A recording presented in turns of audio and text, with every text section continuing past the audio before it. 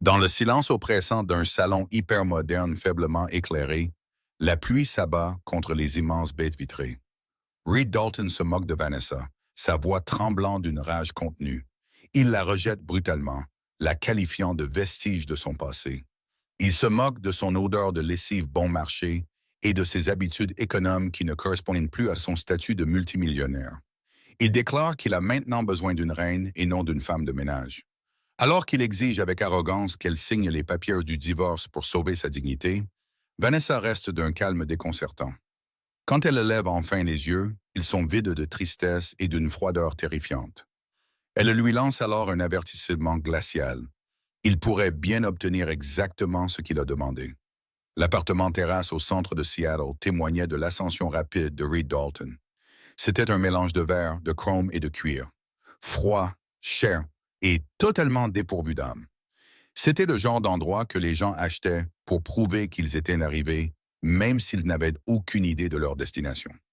Reed ajusta les poignets de son costume italien sur mesure, apercevant son reflet dans le miroir du couloir. Il avait l'allure parfaite. 32 ans, une mâchoire assez aiguisée pour couper du verre, des yeux brillants de la faim d'un homme qui avait goûté au pouvoir et voulait le festin tout entier. Il était le vice-président des opérations pour Spencer Dynamics, et si la fusion avec le groupe Whitmore se concrétisait, il deviendrait PDG d'ici la fin de l'année. Il entra dans le salon, le claquement sec de ses chaussures Oxford Vernies résonnant sur le sol en marbre. Vanessa Maxwell était à genoux, en train de frotter une tache inexistante sur le tapis persane. Elle portait un cardigan gris délavé et un jean qui avait connu des jours meilleurs. Ses cheveux étaient relevés en un chignon désordonné, maintenu par une pince en plastique bon marché. Pour quiconque aurait regardé, elle était l'employée de maison. Pour Reed, elle était une ancre, lourde, rouillée, qui l'entraînait vers les fonds marins de la médiocrité. « Arrête ça !» lança sèchement Reed, en jetant sa maillette sur le canapé en cuir blanc. « Nous avons une femme de ménage, Vanessa. Pourquoi insistes-tu pour te comporter comme une paysanne? » Vanessa se redressa sur ses talons, s'essuyant les mains sur un chiffon. Son visage était simple, dépourvu du maquillage que portait Isabella Whitmore. Isabella, avec ses oreilles serties de diamants et ses lèvres peintes de la couleur du péché.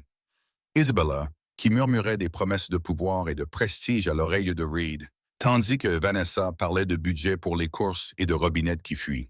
« La femme de ménage a manqué un endroit », dit doucement Vanessa. Sa voix était mélodieuse, un contraste frappant avec l'environnement austère. Mais Reed avait cessé d'en écouter la musique depuis des années. « Et tu sais que j'aime prendre soin de notre maison, Reed. Ça me garde les pieds sur terre. »« Les pieds sur terre ?» Reed laissa échapper un rire sec et cruel. « Tu n'as pas les pieds sur terre, Vanessa. Tu es enterré. Tu es enterré dans une vie qui est trop petite pour moi. Regarde ça. » Il sortit une enveloppe Kraft de la poche intérieure de sa veste et la jeta sur la table basse. Elle atterrit avec un bruit sourd, glissant sur la surface jusqu'à ce qu'elle heurte le bord du tapis qu'elle venait de nettoyer. Vanessa ne tressaillit pas. Elle n'eut même pas l'air surprise. Elle fixa simplement l'enveloppe, son expression indéchiffrable. « Qu'est-ce que c'est ?» demanda-t-elle, bien qu'elle le sût déjà. « Ma liberté, » dit Reed en desserrant sa cravate, « et un arrangement généreux pour toi.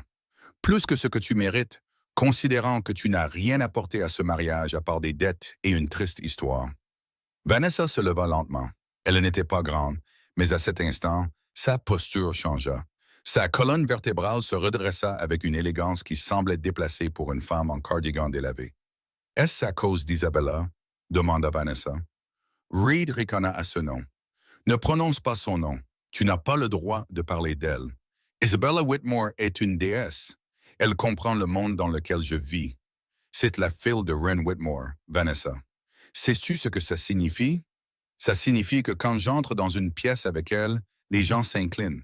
Quand j'entre avec toi, ils demandent qu'on leur resserve à boire. » Il s'approcha, la dominant de sa taille. « J'ai besoin d'une partenaire qui m'élève. Quelqu'un qui sait comment se comporter dans un gala, pas seulement dans une allée de supermarché. Tu es une gentille fille, Vanessa, mais soyons honnêtes. Tu es simple, tu es pauvre d'esprit, pas seulement sur ton compte en banque. » Vanessa se dirigea vers la table et ramassa l'enveloppe. Ses mains étaient instables. « Simple ?» répéta-t-elle, goûtant le mot. « Tu penses que je suis simple parce que je choisis de ne pas étaler une richesse dont je n'ai pas besoin.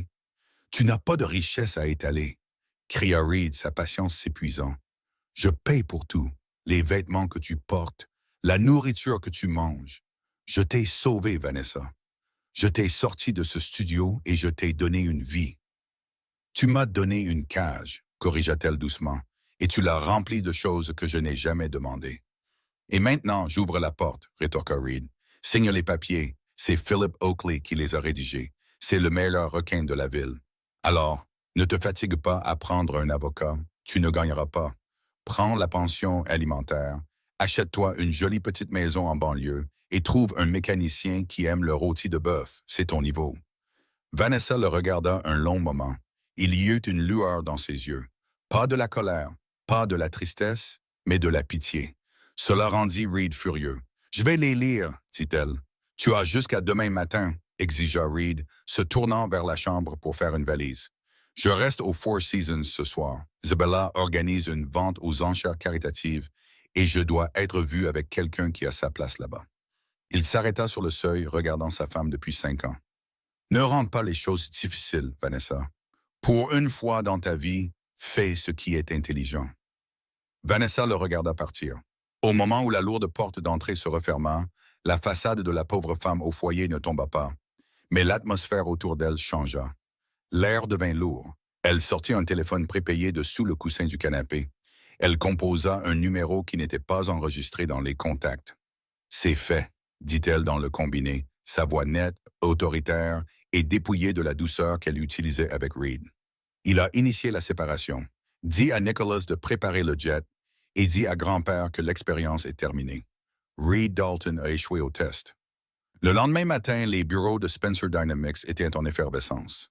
La fusion imminente avec le groupe Whitmore était le seul sujet de conversation, et Reed Dalton était l'homme du jour.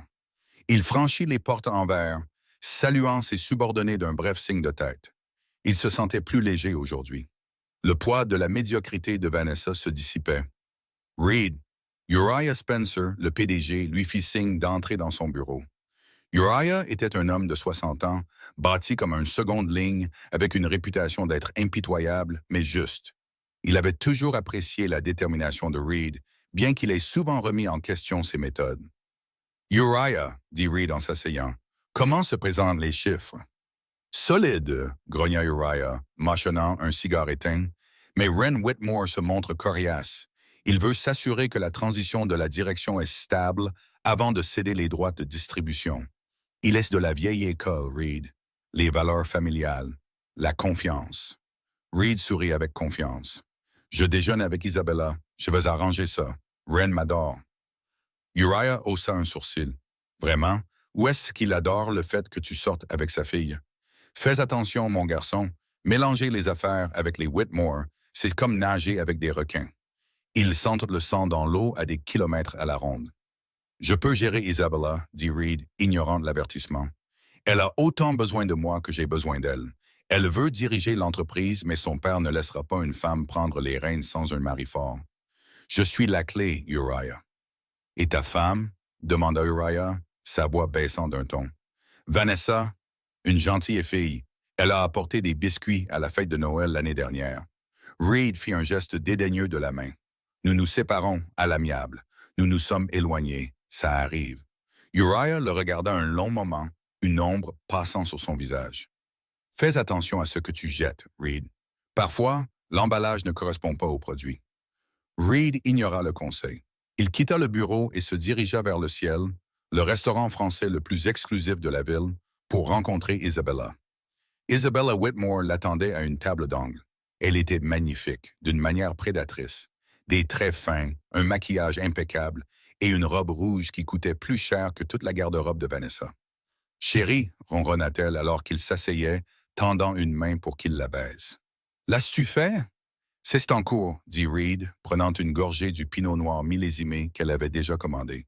« Elle a les papiers. Je m'attends à ce qu'ils soient signés d'ici ce soir. » Isabella rit, un son comme du cristal qui se brise. « Enfin, j'en avais assez de te cacher. Papa organise le gala de fiançailles samedi prochain. Il s'attend à ce que tu sois un homme libre d'ici là. »« Samedi prochain? » Reed hésita. C'est rapide. C'est le monde des affaires, Reed, lança Isabella, ses yeux lançant des éclairs. Ren veut annoncer la fusion et nos fiançailles simultanément. Ça stabilise l'action. À moins que tu n'aies des doutes au sujet de ta petite femme de ménage. Non, dit rapidement Reed. Pas de doute. Vanessa, c'est le passé. Toi, tu es l'avenir. Pendant ce temps, de l'autre côté de la ville, Vanessa était assise dans un petit café. Elle ne portait pas le cardigan délavé aujourd'hui. Elle portait un blazer noir sur mesure et des lunettes de soleil sombre. En face d'elle était assise Hailey Thorne, sa plus vieille amie à Seattle et la seule qui connaissait une fraction de la vérité. « Il t'a vraiment servi les papiers ?» demanda Hailey, au mieux et Hailey, remuant son latte avec agressivité. « Quelle audace! Après que tu aies secrètement remboursé ses prêts étudiants, après que tu aies utilisé tes relations pour lui obtenir cet entretien chez Spencer Dynamics. » « Il ne sait rien de tout ça, dit calmement Vanessa. Il pense que c'est son génie qui lui a valu l'entretien et qu'une erreur bancaire a effacé ses prêts. »« C'est un idiot, siffla Hailey. Alors, maintenant, quoi? On le réduit en cendres? S'il te plaît, dis-moi qu'on le réduit en cendres. »« Pas encore, dit Vanessa, prenant une délicate gorgée de son thé. Il doit signer l'acte de divorce. J'ai besoin d'une séparation légale. S'il découvre qui je suis avant que le divorce ne soit finalisé, il se battra pour la moitié de tout. Et la moitié de ma fortune déstabiliserait l'économie d'un petit pays européen. Hailey eut un sourire malicieux. C'est vrai, la duchesse de... Chut, la coupa Vanessa. Pas ici. D'accord, d'accord. Alors, il pense qu'il fait une meilleure affaire avec les Whitmore. C'est ce qu'il croit, acquiesça Vanessa. Il ne réalise pas que les Whitmore sont des locataires. Ils louent leur terre. Ils louent leur droit de marque à toi. Chuchota Hailey, jubilatoire. Au domaine de la couronne, corrigea Vanessa, ce qui en fait revient à moi. Ren Whitmore supplie pour un renouvellement de bail depuis des mois. Je l'ai retardé parce que je voulais voir si Reed choisirait l'intégrité plutôt que l'ambition. Et il a choisi la maîtresse, dit Vanessa, sa voix dénuée d'émotion. Alors maintenant, il n'aura ni l'une ni l'autre. Son téléphone vibra. C'était un texto de Reed. Rendez-vous au bureau de Philip Oakley, 16 heures. Ne sois pas en retard. Vanessa se leva, lissant son blazer. C'est l'heure du spectacle. Les bureaux d'avocats de Philip Oakley étaient conçus pour intimider. Des boiseries en acajou sombre, des fauteuils en cuir qui vous avalaient tout entier et une vue sur la ville qui faisait ressembler tout le monde dans la rue à des fourmis. Reed était assis à côté d'Isabella, sa main posée de manière possessive sur son genou. Isabella n'aurait pas dû être là. Il était très inhabituel que la maîtresse assiste à la signature du divorce, mais Reed voulait enfoncer le clou. Il voulait que Vanessa voie ce qu'elle perdait et ce qu'il gagnait. Philip Oakley, un homme avec un sourire de vendeur de voitures d'occasion, fit glisser les documents sur l'immense bureau. « Accord de séparation standard, dit Oakley. Reed est très généreux, Madame Dalton. Il vous offre la berline et 20 000 $ en espèces, assez pour recommencer à zéro. » Vanessa était assise seule de son côté de la table. Elle n'avait pas touché l'eau qu'on lui avait offerte. Elle prit le stylo. « Isabella, dit Vanessa, s'adressant à l'autre femme pour la première fois. Je vois que vous portez le bracelet Cartier que Reed a acheté le mois dernier. Il a été débité de notre compte joint. » Isabella eut un sourire narquois, faisant tourner les diamants à son poignet. « Considérez ça comme une taxe de départ, ma chérie. Reed aime gâter les femmes qui l'apprécient. Et je suppose que vous appréciez son potentiel titre de PDG plus que l'homme lui-même, » demanda Vanessa.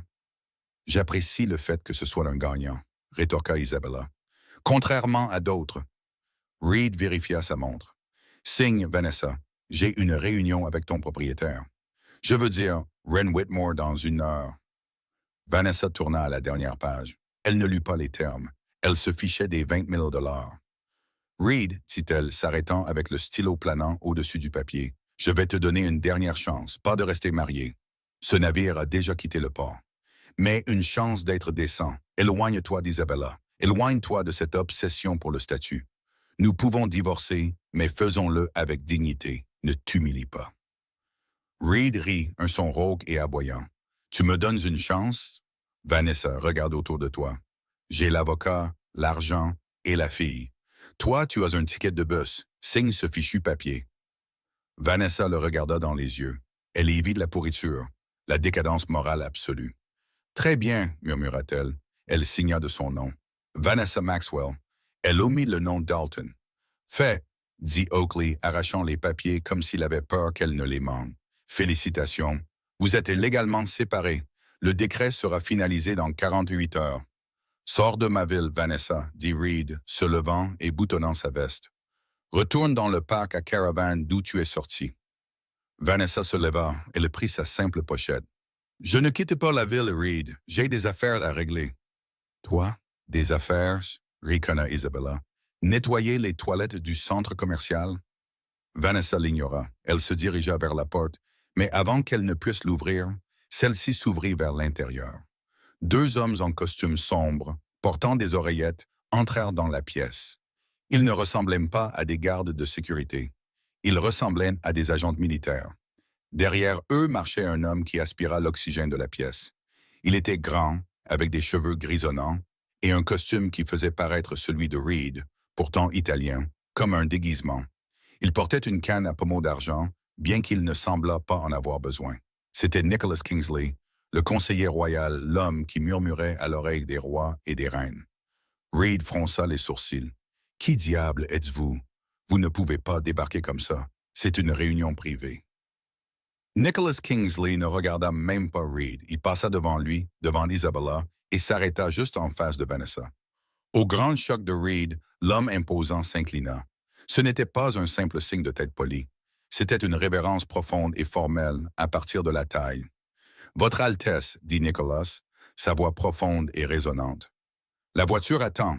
Le jet est prêt pour le voyage vers la capitale, mais nous pouvons retarder si vous souhaitez d'abord visiter le domaine local. » Reed cligna des yeux. « Altesse? Qu'est-ce que c'est? Une blague? » Vanessa regarda Nicholas, puis de nouveau Reed. Son comportement changea instantanément. Les épaules se redressèrent, le menton se leva et une aura d'autorité glaciale descendit sur elle. « Pas de blague, Reed, dit Vanessa. Nicholas, veuillez informer Monsieur Oakley que ses services ne seront pas requis pour la fusion Whitmore. Je crois que son cabinet représente un conflit d'intérêts. »« Conflit d'intérêts? » balbutia Oakley. « Qui êtes-vous? »« Je suis le conflit, » dit froidement Vanessa. Elle se tourna vers Reed. « Tu voulais une reine, Reed. Tu n'as juste pas réalisé que tu étais déjà marié à une princesse. »« Vanessa, arrête ça, » bégaya Reed, son visage devenant rouge. « Tu te ridiculises. Tu délires. »« Qui est cet acteur? »« Nicolas, » dit Vanessa. « Montre-leur. » Nicholas plongea la main dans sa veste et en sortit une lourde enveloppe gaufrée d'or. Il la posa sur le bureau. Elle portait un blason, un lion et un faucon entrelacés. Isabella haleta. Elle reconnut ce blason. Il était sur chaque bouteille de vin que son père vendait. Il était sur l'acte de propriété de leur domaine familial. C'était le sceau royal de la maison de Maxwell Windsor. « C'est impossible, » murmura Isabella, son visage se vidant de sa couleur. « Nous nous verrons au gala, Reed, » dit Vanessa en se dirigeant vers la porte. Les gardes du corps s'écartèrent comme la mer Rouge. « Je crois que je suis l'invité d'honneur. » Elle sortit de la pièce, Nicholas la suivant. Reed resta dans le silence du bureau, l'encre de ses papiers de divorce encore humide, fixant la porte fermée. « Elle ment, » marmonna Reed, bien qu'un nœud froid d'angoisse se formait dans son estomac. « Elle doit mentir. » Isabella ne répondit pas. Elle fixait l'enveloppe dorée, ses mains tremblantes. « Reed, » murmura Isabella, « si ce sceau est vrai, tu n'as pas seulement divorcé de ta femme, tu viens de déclarer la guerre à la couronne. » Le silence pesait lourdement à l'arrière de la Maybach qui s'éloignait à toute vitesse du bureau de Philip Oakley. La pluie avait cessé, laissant les rues de Seattle luisantes et reflétant les néons de la ville que Reed Dalton croyait posséder. Reed regardait par la fenêtre, la mâchoire si serrée que ses dents lui faisaient mal. L'image de Nicholas Kingsley s'inclinant devant Vanessa. Sa Vanessa, la femme qui raccommodait ses chaussettes et découpait des coupons de réduction, ne voulait pas quitter son esprit. « C'est une arnaque, » dit soudain Reed, brisant le silence. Il se tourna vers Isabella, les yeux fous d'un besoin désespéré de validation. « Pense-y, Issa. Elle est désespérée. Je viens de lui couper les vivres. Elle a engagé un acteur au chômage pour jouer un majordome, imprimer un faux blason et monter une scène pour nous faire peur. C'est pathétique, en fait. Isabella Whitmore faisait défiler frénétiquement son téléphone, le teint pâle. Reed, ce n'était pas juste un blason, c'était le sceau du duché de Valoria. Mon père a une bouteille de brandy de 1945 avec ce sceau exact dans son coffre. Il dit que la famille à qui possède les terres sur lesquelles nous opérons, les Maxwell, sont pratiquement des fantômes. Personne ne les voit. Ils ne font que collecter. Exactement, s'empara Reed de cette idée. Des fantômes. Personne ne les voit. Alors, Vanessa a probablement cherché le blason sur Google, trouvé une image haute résolution et l'a imprimée. Elle joue avec tes nerfs parce qu'elle sait que tu es superstitieuse à propos des affaires. Il tendit la main et prit de la sienne, sa poigne ferme. C'est une personne sans importance, Issa. J'ai vécu avec elle pendant 5 ans. Je l'ai vue pleurer pour un mixeur cassé. Je l'ai vue paniquer quand la facture d'électricité était trop élevée. Est-ce que les membres de la royauté s'inquiètent des factures? Est-ce que les princesses nettoient leur propre sol? Isabella le regarda, la peur dans ses yeux étant lentement remplacée par l'arrogance qu'elle portait comme une armure. La logique de Reed était solide. C'était sensé. L'alternative, qu'elle venait de voler le mari d'une duchesse royale, était trop terrifiante pour être envisagée. Tu as raison, souffla Isabella, laissant échapper un rire tremblant. Mon Dieu, elle est douée. J'ai failli y croire. Le coup de votre Altesse. Une surcompensation classique.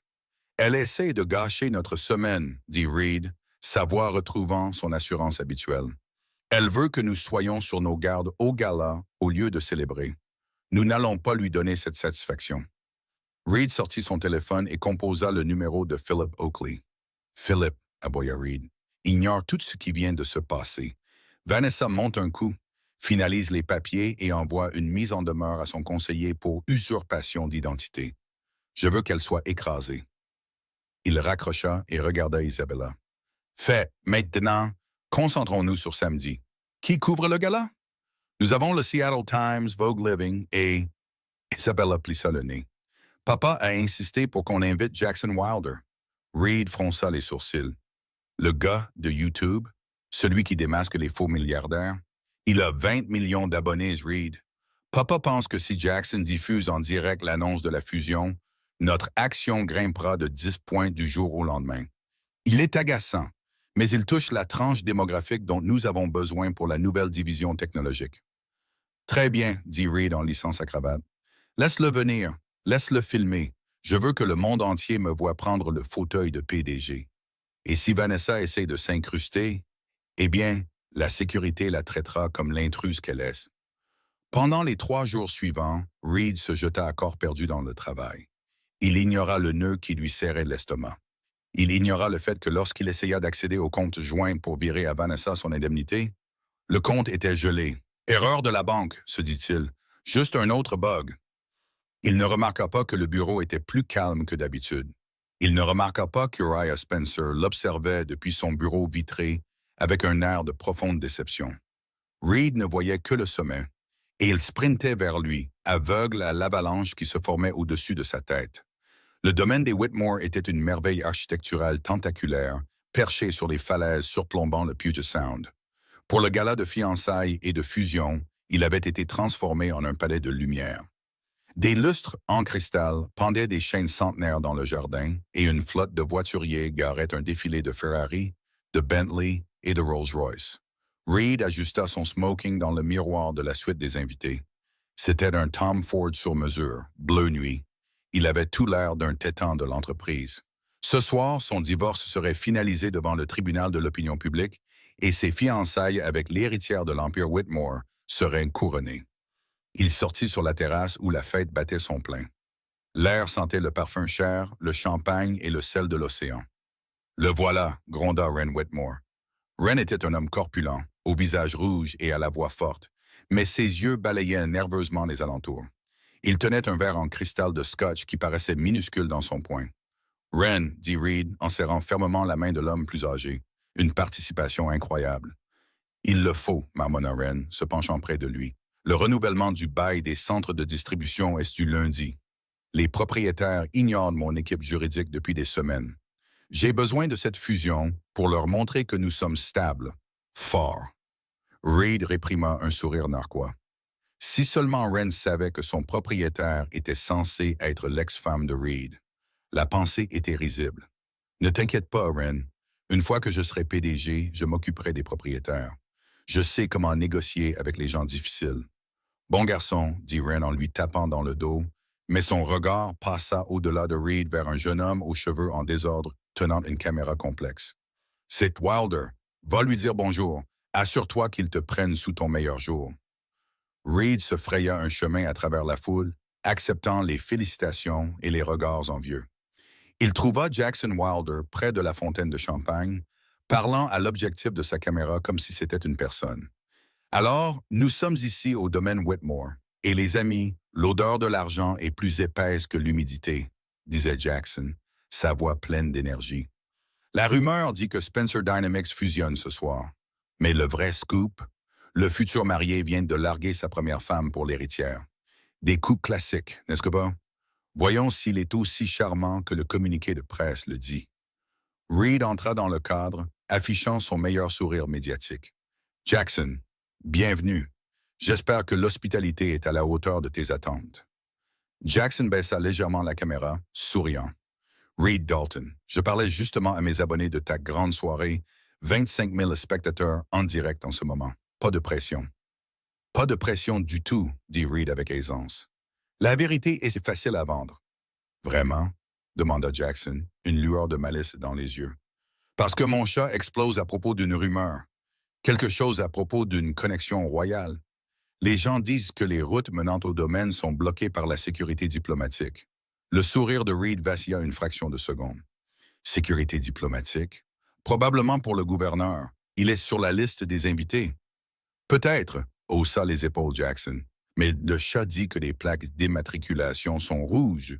Ce ne sont pas des plaques de gouverneur, Reed. Ce sont des plaques souveraines. Avant que Reed ne puisse répondre, un silence tomba sur la foule. Il commença à l'entrée et se propagea dans le jardin comme une vague de froid. La musique, un quatuor à cordes jouant du Mozart, bégaya et s'arrêta. Reed se tourna. Les immenses grilles en fer du domaine Whitmore, habituellement contrôlées par la sécurité privée de Ren, s'ouvraient. Mais ce n'étaient pas les gardes de sécurité qui les ouvraient. C'étaient des hommes en costume tactique sombre. Un cortège de voitures entra dans l'allée, pas des limousines. C'étaient 3 Range Rover noirs avec des drapeaux flottants sur les capots. Les drapeaux portaient le blason d'un lion et d'un faucon. Le véhicule de tête s'arrêta. Le chauffeur, un homme à la posture de soldat, sortit et ouvrit la portière arrière. Nicholas Kingsley sortit le premier, sa canne d'argent claquant sur les pavés. Il regarda l'élite de Seattle assemblée avec un léger désintérêt. Puis, il se tourna et tendit la main dans la voiture. Une femme émergea. Reed sentit le sang quitter son visage. C'était Vanessa. Mais ce n'était pas Vanessa. Fini le chignon désordonné. Ses cheveux étaient coiffés en vagues lisses et cascadantes. Fini le cardigan délavé. Elle portait une robe longue en soie émeraude qui épousait sa silhouette et flottait comme de l'eau liquide. Autour de son cou se trouvait un collier que Reed reconnut d'un catalogue de musée. Des diamants et des émeraudes lourdes d'histoire. Elle ne ressemblait pas à une épouse. Elle ne ressemblait pas à une femme de ménage. Elle ressemblait à une souveraine visitant une province rebelle. « C'est son ex ?» murmura Jackson Wilder, pointant sa caméra directement sur elle. « Punaise! Le chat, vous voyez ça? » Ren Whitmore laissa tomber son verre. Il se brisa sur les dalles du patio, le son comme un coup de feu dans un silence. « Ce blason !» murmura Ren, son visage prenant une teinte de gris assorti aux pierres. « C'est le blason des Maxwell Windsor. C'est le propriétaire. » Isabella agrippa le bras de Reed, ses ongles s'enfonçant dans son biceps. « Reed, fais quelque chose. Dis-leur qu'elle s'incruste. Jette-la dehors. » Reed, alimenté par la panique et l'adrénaline du spectacle public, s'avança. Il descendit le grand escalier vers l'allée, le visage tordu de colère. « Vanessa !» cria Reed. Sa voix résonna sur la pelouse silencieuse. « Qu'est-ce que tu crois que tu fais? Tu as signé les papiers. Tu n'as rien à faire ici. » Il atteignit le bas des escaliers avec l'intention de lui barrer le chemin. 2 des gardes tactiques se placèrent instantanément devant lui. Ils ne le poussèrent pas. Ils existaient simplement dans son espace. Des murs de muscles inamovibles. « Écartez-vous, Monsieur Dalton. » dit Nicholas Kingsley, sa voix portant sans effort. Vous vous adressez à son Altesse royale, la duchesse de Valoria. Maintenez la distance appropriée. Duchesse de quoi? Cracha Reed, essayant de regarder par-dessus les gardes. C'est Vanessa. C'est une personne sans importance de l'Ohio. Vanessa, arrête cette mascarade. Tu te ridiculises devant toute la ville. Vanessa s'arrêta. Elle regarda Reed. Le regard n'était plus froid. Il était amusé. L'Ohio? Dit Vanessa. Sa voix était amplifiée, bien que Reed ne vit pas de microphone. J'étais en pensionnat dans l'Ohio, oui. Cela faisait partie de ma formation d'intégration pour comprendre comment vit le commun des mortels, pour comprendre les difficultés de budgétisation, de nettoyage, de vie sans filet de sécurité. Elle fit un pas en avant et les gardes s'écartèrent. Elle se tenait à seulement 1 mètre de Reed, le regardant de haut, bien qu'il fût plus grand. « J'ai passé 5 ans à t'étudier, Reed, dit-elle. Mon grand-père, le duc, croyait que le caractère ne se révèle que lorsqu'on n'a rien. Alors, je suis devenu rien. Je t'ai donné ma loyauté, mon travail et mon amour. Je voulais voir si tu valoriserais la partenaire ou seulement le trophée. » Elle fit un geste vers la fête opulente, vers Isabella, frissonnant dans sa robe rouge, vers Wren Whitmore, terrifié.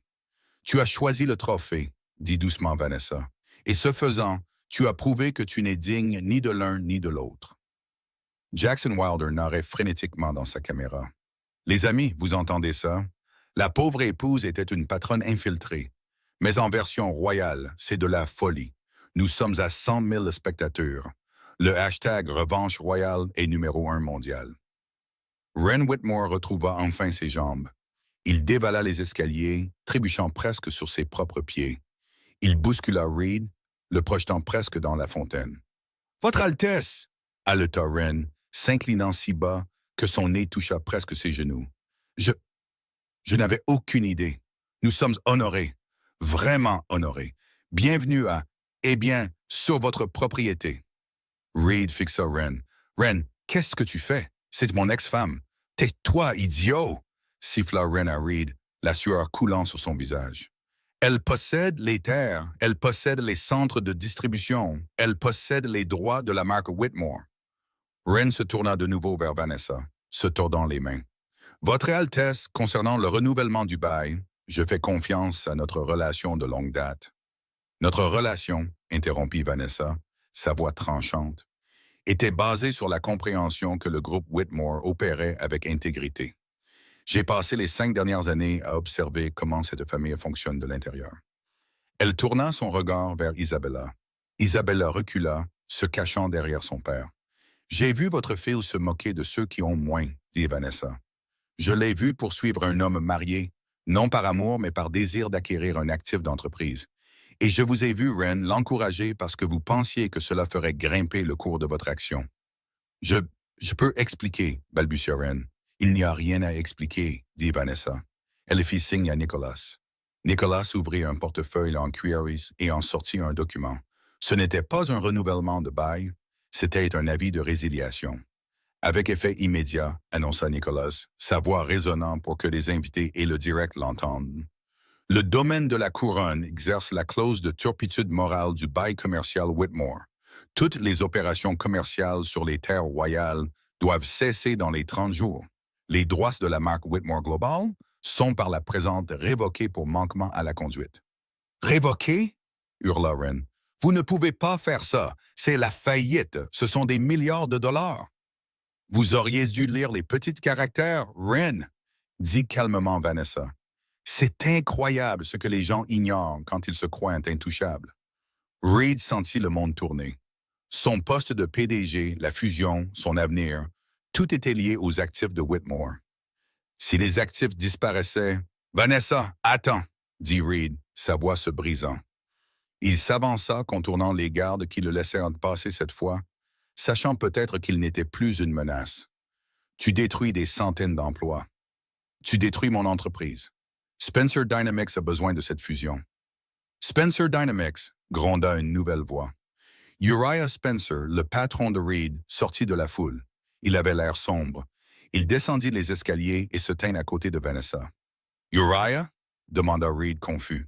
« Dis-lui qu'elle ne peut pas faire ça. » Elle peut faire tout ce qu'elle veut, Reed, dit Uriah.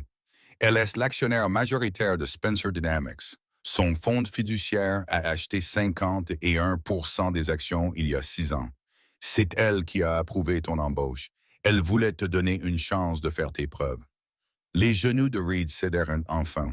Il trébucha en arrière, se rattrapant à un bac à fleurs en pierre. Tu possèdes l'entreprise, murmura Reed.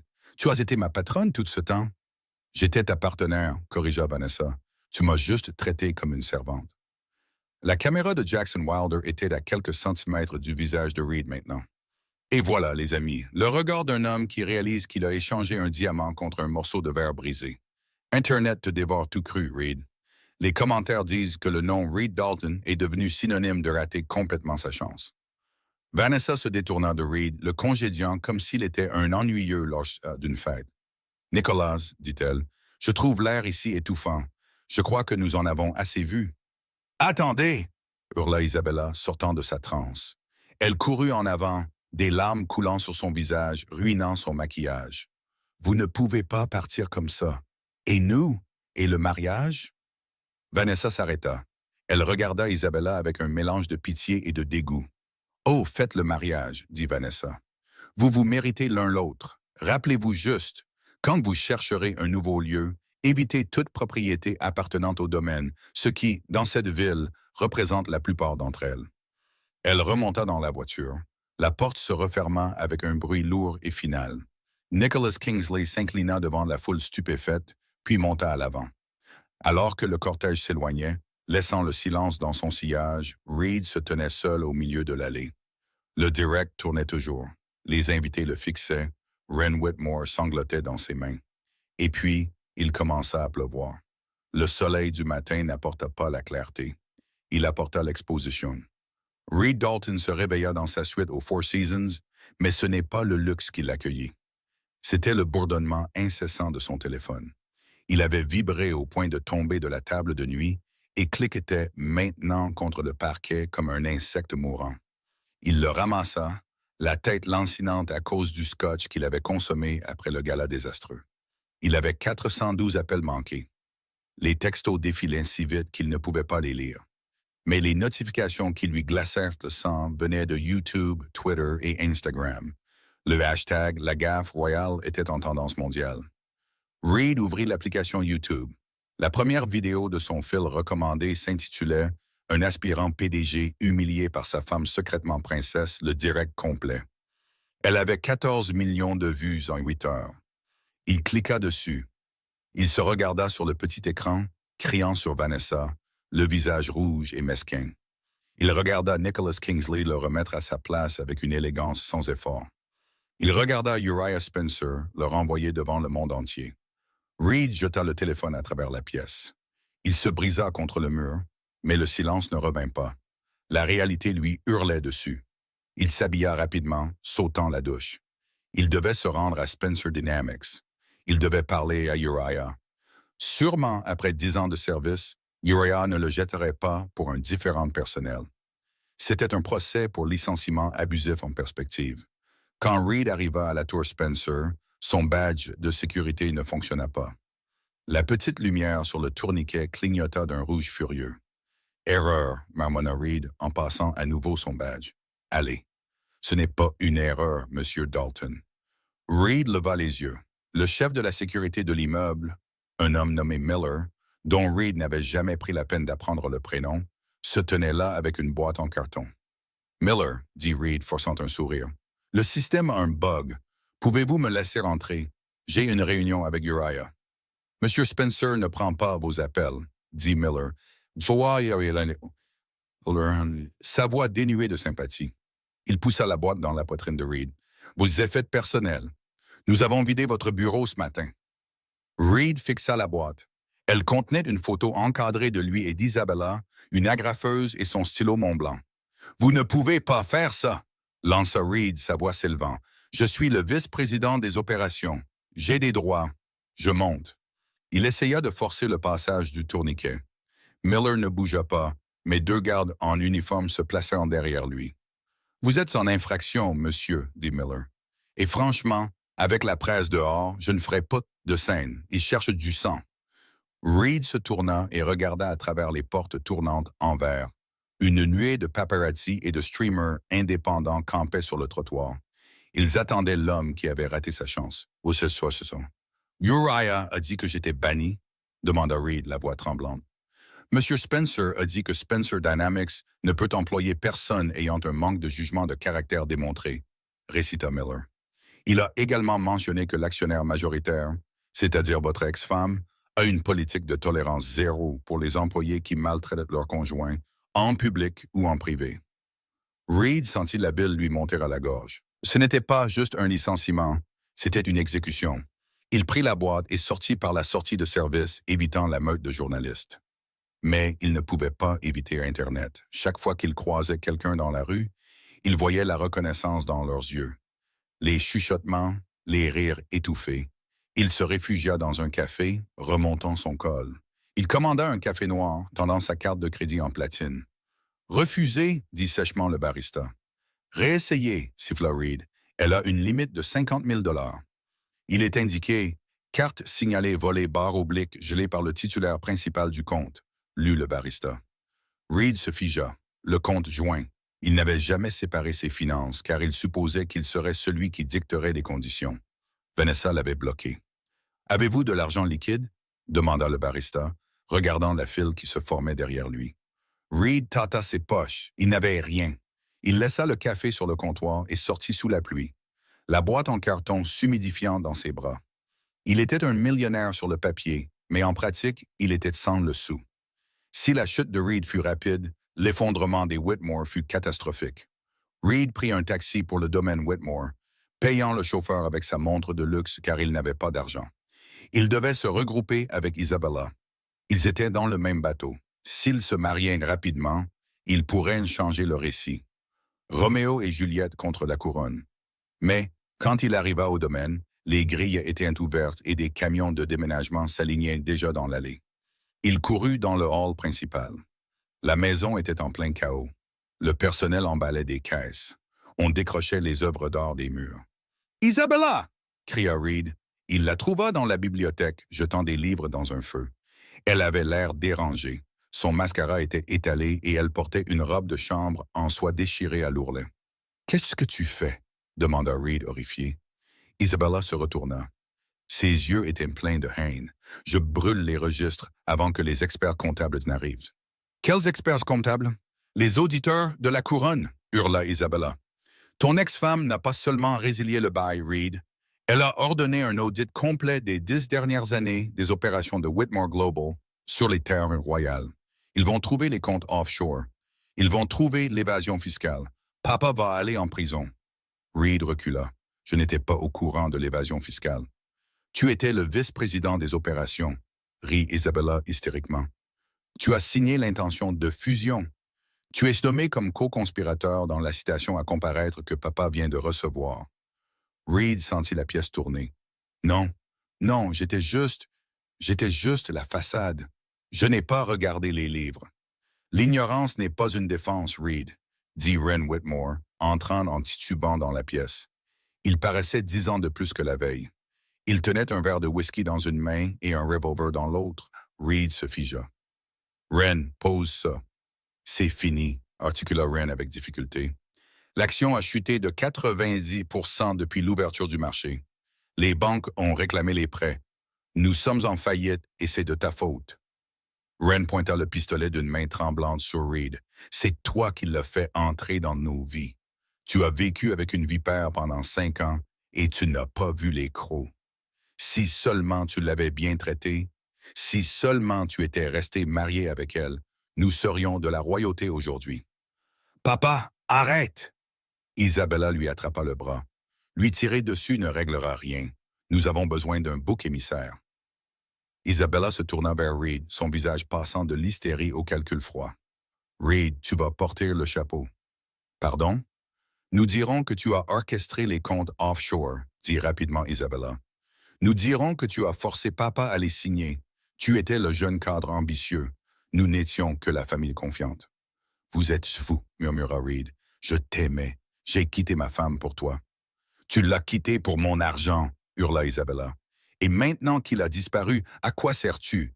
Tu n'es qu'un narcissique fauché et sans emploi, avec une vidéo virale à ton actif. Elle sortit son téléphone. J'enregistre ça. Sors de ma maison, Reed. Si jamais tu reviens, je dirai à la police que tu nous as menacés. Reed regarda la femme pour qui il avait détruit sa vie. Il vit la laideur sous la beauté. Il vit le reflet de sa propre cupidité, le fixer en retour. Vous méritez ça, dit doucement Reed. Vous méritez d'être pauvre. Dehors! Wren tira un coup de feu dans le plafond. Reed courut. Il sortit en courant du manoir, descendit la longue allée, dépassant les camions de déménagement et les agents de recouvrement. Il courut jusqu'à ce que ses poumons le brûlent et que ses chaussures en cuir italien soient ruinées par la boue. Il était seul. Il n'avait pas de travail, pas d'argent, pas de fiancé, et un procès potentiel suspendu au-dessus de sa tête. Il marcha jusqu'à l'arrêt de bus le plus proche. Il s'assit sur le banc, frissonnant dans l'air humide. Une vieille femme était assise là, lisant un journal. Elle le regarda, puis baissa les yeux sur le journal. En première page, il y avait une photo de Vanessa dans sa robe émeraude, l'air royal et fort. Le titre disait « La duchesse rentre chez elle ». « Elle est belle, n'est-ce pas ?» dit la vieille femme. Reed regarda la photo. Pour la première fois depuis des années, il regarda vraiment Vanessa. Il vit la force qu'il avait prise pour de l'entêtement, la dignité tranquille qu'il avait prise pour de la passivité. Oui, suffoqua Reed, elle l'est. J'ai entendu dire que son ex-mari était un vrai salaud, marmonna la femme en secouant de la tête. Il a pas essayé d'échanger un diamant contre une pierre du Rhin. Reed mit sa tête dans ses mains et pleura. Reed passa les 2 semaines suivantes à dormir sur le canapé d'un ami, un ami de l'université qui ne le laissa rester que parce que Reed avait promis de réparer sa voiture. Le procès des Whitmore ne se matérialisa jamais. Ils étaient trop occupés à combattre des accusations fédérales pour le piéger. Mais Reed était toxique. Personne ne voulait l'embaucher. Il ne lui restait qu'un seul objectif. Tourner la page. Il suivit les journaux de vol. Le jet royal devait décoller d'un aérodrome privé au nord de Seattle cet après-midi-là. Vanessa partait. Reed emprunta la vieille Honda Civic de son ami et se rendit à l'aérodrome. Il n'avait pas de plan. Il avait juste besoin de la voir. De dire quelque chose. « Je suis désolé » semblait trop peu. « Reprends-moi » était impossible. Il arriva à la clôture du périmètre. Le jet était là, élégant et argenté, le blason brillant sur la queue. Il vit un convoi de VUS noirs s'approcher du tarmac.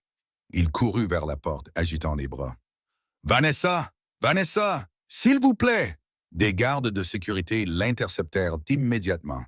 Ils le plaquèrent au sol dans le gravier, lui tordant les bras derrière le dos. « Relevez-le !» La voix était calme, autoritaire. Les gardes hésitèrent, puis remirent Reed sur pied. Vanessa se tenait près des escaliers du jet. Elle portait un tailleur de voyage de couleur crème, ayant tout l'air d'une monarque moderne. Nicholas Kingsley se tenait à ses côtés, regardant Reed avec dédain. « Vous avez 2 minutes, Monsieur Dalton, » dit Vanessa. Elle ne s'approcha pas. Elle resta à 3 mètres de distance, un gouffre qu'il ne pourrait plus jamais franchir. Reed se tenait là, époussetant le gravier de ses vêtements bon marché et empruntés. Il la regarda et les mots moururent dans sa gorge. « Je... » commença Reed. « J'ai tout perdu, Vanessa. Le travail, l'argent. Isabella s'est retournée contre moi. Je n'ai rien. »« Tu as ta liberté, » dit Vanessa. « N'est-ce que pas ce que tu voulais? Tu m'as jeté les papiers à la figure. Tu voulais être libéré de la pauvre femme qui te freinait. »« J'étais aveugle, » dit Reed, des larmes coulant sur son visage. « J'étais tellement obsédé par où je voulais aller. Je n'ai pas regardé avec qui j'étais. Peux-tu... Y a-t-il une chance? »« Non, » dit Vanessa. Le mot n'était pas colérique. C'était juste un fait, comme la gravité. « Reed, je n'ai pas caché mon titre pour te piéger. Je l'ai caché pour me protéger. Je voulais être aimé pour Vanessa, pas pour la duchesse. Et pendant un certain temps, tu m'as aimé. Mais quelque part en chemin, tu as décidé que l'amour n'était pas une monnaie suffisante pour la vie que tu voulais acheter. Je peux changer, plaida Reed. J'ai appris. Regarde-moi. Je suis humble. Tu n'es pas humble, Reed, dit tristement Vanessa. Tu es juste vaincu. Il y a une différence. L'humilité est un choix. La défaite est une circonstance. Elle se tourna vers Nicholas. Donne-lui l'enveloppe. Nicholas s'avança et tendit à Reed une enveloppe blanche unie. Qu'est-ce que c'est? Demanda Reed. De l'argent? Non, dit Vanessa. Je ne te donne pas d'argent. Cela t'avilirait davantage. À l'intérieur se trouve l'acte de propriété d'un petit garage de mécanique dans l'Ohio. C'était le premier projet passion de mon père avant qu'il n'hérite du titre. Il est délabré. Il n'est pas rentable. Mais il est à toi. Reed la fixa. Un garage de mécanique? Tu veux que je répare des voitures? Je veux que tu apprennes la valeur du travail, dit Vanessa. Je veux que tu apprennes ce que signifie construire quelque chose de tes mains. Pas seulement t'attribuer le mérite du travail des autres. Tu es doué avec les machines, Reed. Tu l'as toujours été. Avant les costumes et l'ambition, tu aimais réparer des choses. Elle commença à monter les escaliers du jet. Vanessa, appela Reed une dernière fois. M'as-tu jamais vraiment aimé? Elle s'arrêta en haut des escaliers, le regardant. Le vent souleva ses cheveux. J'ai aimé l'homme que j'ai pensé que tu pouvais être, dit-elle. Mais cet homme ne s'est jamais montré. Elle disparut dans la cabine. La porte se ferma hermétiquement. Les moteurs rugirent, soufflant de la poussière et des débris sur Reed. Il resta là, serrant l'enveloppe, regardant le jet monter de plus en plus haut dans le ciel gris de Seattle jusqu'à n'être plus qu'un point. Et puis, plus rien.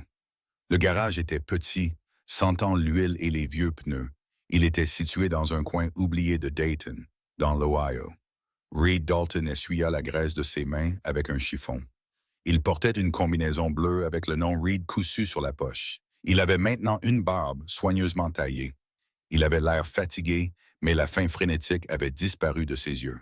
« Hey Reed » appela un client. « La transmission est finie? »« Presque » cria Reed en retour. « Donne-moi 20 minutes. Je veux m'assurer que le joint est bien étanche. » Il entra dans la petite salle de pause pour prendre une bouteille d'eau. Une petite télévision dans le coin diffusait les informations. Et dans les nouvelles internationales, la duchesse de Valoria est annoncée aujourd'hui une nouvelle initiative pour soutenir les propriétaires de petites entreprises et les pratiques d'entreprise éthiques. Elle a été vue assistant au sommet avec son nouveau fiancé, le prince Elias de Suède. Reed s'arrêta. Il regarda l'écran. Vanessa souriait, un sourire sincère et radieux qu'il n'avait pas vu depuis des années. Elle avait l'air heureuse. Elle avait l'air complète. Il baissa les yeux sur ses mains tachées de graisse. Il regarda autour du petit garage encombré. Ce n'était pas un appartement-terrasse, ce n'était pas un bureau d'angle, mais c'était honnête. Il éteignit la télévision. « Reed !» cria à nouveau le client. « J'arrive » dit Reed. Il retourna dans le garage, prit sa clé à molette et se remit au travail. Il avait un long chemin à parcourir, et pour la première fois de sa vie, il ne cherchait pas de raccourci. Et voilà l'histoire de Reed Dalton. Un homme qui tenait un diamant dans sa main et l'a pris pour une pierre, simplement parce qu'il avait oublié comment voir la lumière. C'est une dure leçon, n'est-ce pas? Nous vivons dans un monde qui nous dit de courir après les améliorations, la meilleure voiture, la plus grande maison, le partenaire trophée. Mais la tragédie de Reed n'était pas son ambition. C'était qu'il définissait sa valeur par ce qu'il pouvait obtenir plutôt que par ce qu'il pouvait donner. Vanessa l'a testé non pas avec cruauté, mais avec simplicité. Et il a échoué parce qu'il ne pouvait pas se trouver de valeur dans les choses simples. Qu'en pensez-vous? Est-ce que Reed méritait le garage? Ou est-ce que Vanessa aurait dû le laisser sans absolument rien? Et vous, auriez-vous réussi le test du partenaire pauvre? Dites-le moi dans les commentaires ci-dessous. Si vous avez aimé cette histoire de vengeance royale et de karma, s'il vous plaît, cliquez sur le bouton « J'aime ». Ça aide vraiment la chaîne. Et n'oubliez pas de vous abonner et d'activer la cloche pour ne jamais manquer une histoire.